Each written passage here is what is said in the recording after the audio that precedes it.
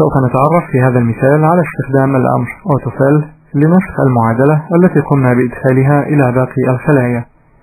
وفي هذا المثال نريد عمل نسخة من المعادلة الموجودة في الخلية C12 والتي قمنا بإدخالها في الخطوات السابقة لحساب مجموع المصروفات عن شهر يناير، ونسخ هذه المعادلة إلى باقي الخلايا لحساب مجموع المصروفات لباقي الأشهر بدلا من إعادة كتابة المعادلة لكل شهر. فنضغط بالمؤشر على الخلية C12 التي تحتوي على المعادلة التي نريد نسخها، ثم نضغط بالمؤشر على المربع autofill handle الموجود في الركن الأيمن السفلي من الخلية مع سحب المؤشر إلى باقي الخلايا. فنجد أن البرنامج يقوم بنسخ المعادلة إلى هذه الخلايا، وكما نرى أن الناتج عملية الجمع يظهر مباشرة في هذه الخلايا. وبوضع المؤشر في الخلية C12 والنظر إلى شريط المعادلات نجد أن المعادلة الخاصة بها هي حساب ناتج جمع الخلايا من C5 إلى C11. وبوضع المؤشر في الخلية D12 نجد أن المعادلة تبدأ من D5 إلى الخلية D11، وهذا معناه أن الأمر autofill format قد قام بنسخ المعادلات بنفس الصيغة مع تعديل أسماء الخلايا.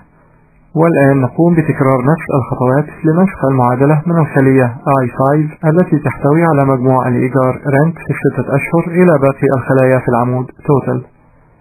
فنضع المؤشر في الخلية I5 فنجد أن المعادلة الموجودة بها هي حساب لمجموع القيم الموجودة في الخلايا من C5 إلى H5.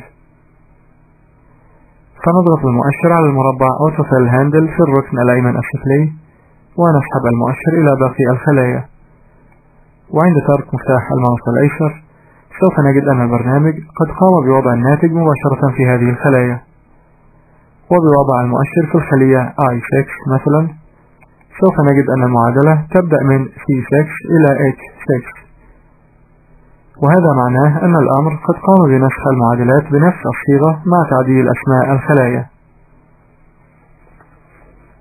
ويمكننا البرنامج أيضا من استخدام الأمر autofill مع عدة أعمدة أو صفوف متجاورة في نفس الوقت. فمثلا لعمل إكمال تلقائي للمعادلات الموجودة في العمود total والعمود average في خطوة واحدة، نتراجع عن الخطوة السابقة بالضغط على المفتاح undo من شريط الأدوات standard، ثم نقوم باختيار الخلايا I5 و J5 الممثلة لمعادلات مجموع ومتوسط الخلايا، وذلك عن طريق الضغط مع السحب على هذه الخلايا.